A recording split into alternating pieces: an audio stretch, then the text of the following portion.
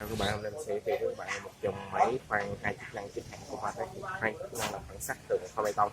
Và khi bạn mua máy về, các bạn lưu ý là để phân biệt những dòng máy thật của máy này. Đây là máy HR2460F chính hãng của Makita, và trên máy sẽ có logo Makita được dập nổi trên đây.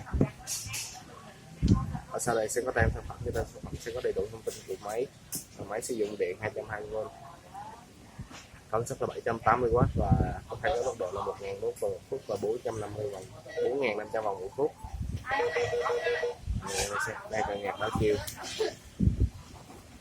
và đây là còi điều khiển tốc độ. Nếu bạn muốn khoan ở chế độ tự động, bạn sử dụng dài thì chúng ta chọn bóp này, rồi là nhấn giữ cái nút này, nhấn giữ cái nút tốc độ tự động này một lần thôi là xong. Khi bạn muốn cho về thời gian bóp này thì còi điều khiển tốc độ một lần thả ra. Rồi, ok.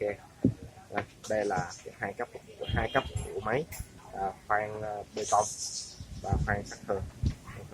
Bạn muốn chuyển cấp thì bạn phải bóc nút đỏ này để xoay, để chúng ta xoay như vậy, để bạn không có phải là cầm này mà xoay như vậy sẽ làm hư máy chúng ta.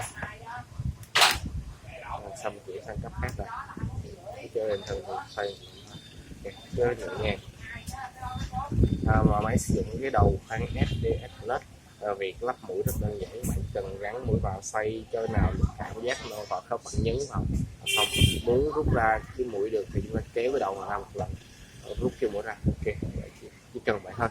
Thì đây là một cái máy rất là mạnh mẽ, rất là đẹp. Thì mình đã vừa giới thiệu với các bạn về dòng máy khoan hai chức năng của Makita HR2460F. Cảm ơn các bạn xem video. Nếu các bạn muốn subscribe bên dưới để xem những video của mình, xin chào các bạn.